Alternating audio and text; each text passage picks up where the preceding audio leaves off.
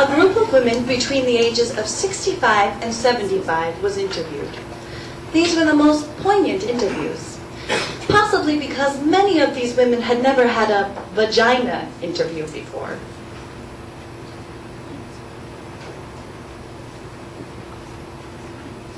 One woman, who is 72, had never even seen her vagina. She washed herself in the shower, but never with any conscious intention. She had never had an orgasm. At the age of 72, she went into therapy, as we do in New York, and with the help of her therapist, she went home by herself, lit some candles, took a bath, and she got down with herself. She said it took her over an hour because she was arthritic. But when she finally found her clitoris, she said she cried. This monologue is for her. Down there? I haven't been down there since 1953. No, it had nothing to do with Eisenhower. No, it's a cellar down there. Very damp, clammy. You don't want to go down there. Trust me, you get sick. Suffocating. Very nauseating. The smell of the clamminess and the mildew and everything. The smell's unbearable. Gets in your clothes. No, there was no accident down there. It didn't blow up or catch on fire or anything. It wasn't so dramatic. I mean, well, never mind. No, never mind. I can't tell you about this. What's a smart girl like you going around talking to old ladies about their down there's for? We didn't do this kind of a thing when I was a girl. What? Jesus, okay. There was this boy, Andy left home. He was cute. Well, I thought so. And tall, like me. And I really liked him. He asked me out for a date in his car. I can't talk about this. I can't do this talk about down there. You just know it's there. Like the cellar. There's rumbles down there sometimes. You can hear the pipes. And things get caught there. Little animals and things. And it gets wet. And sometimes people have to plug up the leaks. Otherwise the door stays closed. Forget about it.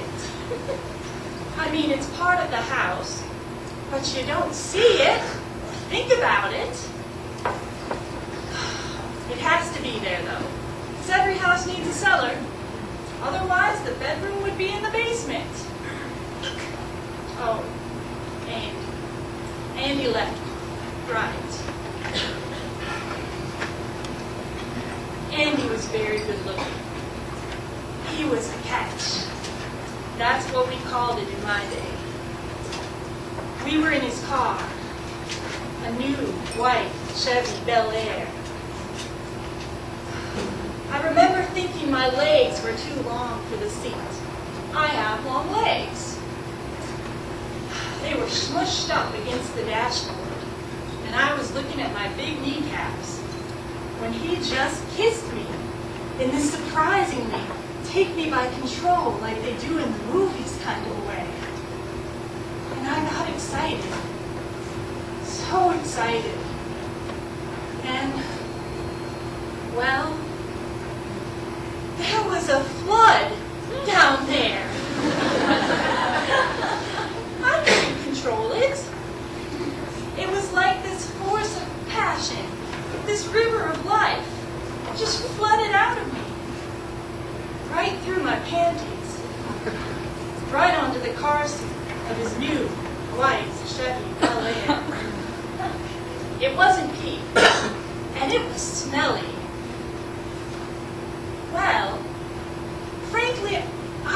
hardly smell anything at all. But he said, Andy said, that it smelled like sour milk, and it was staining his car seat. I was a stinky, weird girl, he said.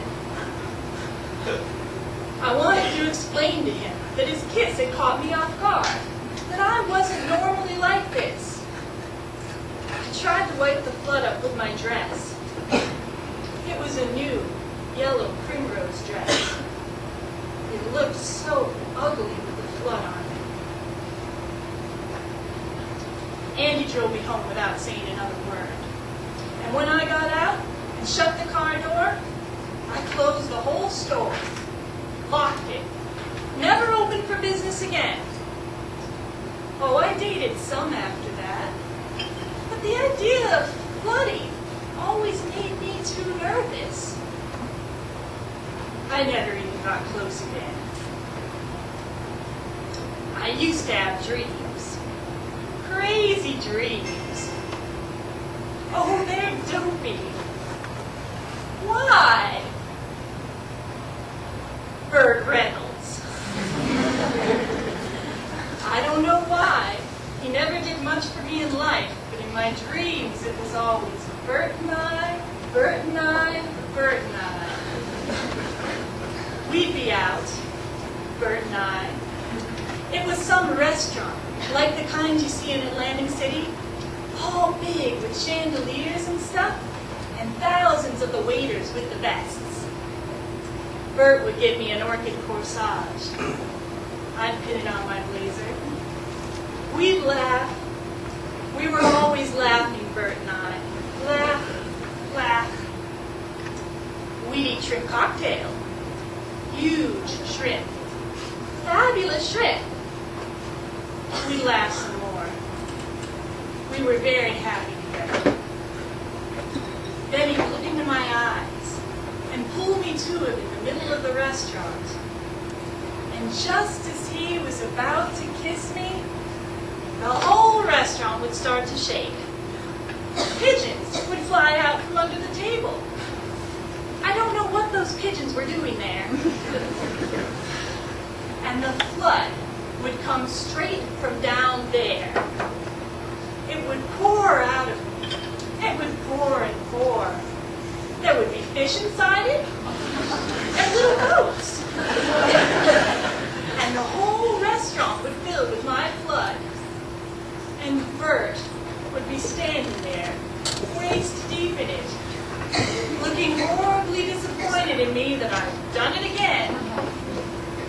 Horrified as he watched his friends, Dean Martin and the like, swim past us in the evening.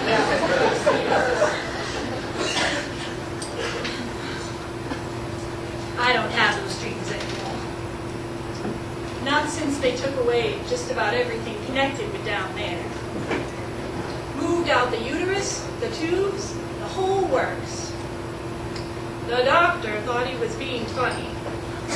He told me, if you don't use it, you lose it. But really I found out it was cancer. Everything around it had to go. Now who needs it anyway? Highly overrated. I've done other things. I love the dog shows. I sell antiques. What would it wear? What kind of a question is that? What would it wear? It would wear a big sign, closed due to flooding.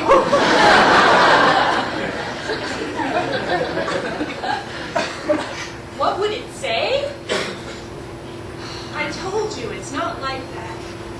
It's not like a person who speaks. It stopped being a thing that talked a long time ago. It's a place you don't go. It's closed up, under the house. It's down there. You happy? You made me talk. You got it out of me. You got an old lady to talk about her down there. You feel better now?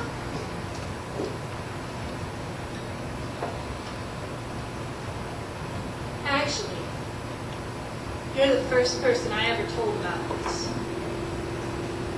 I feel a little better.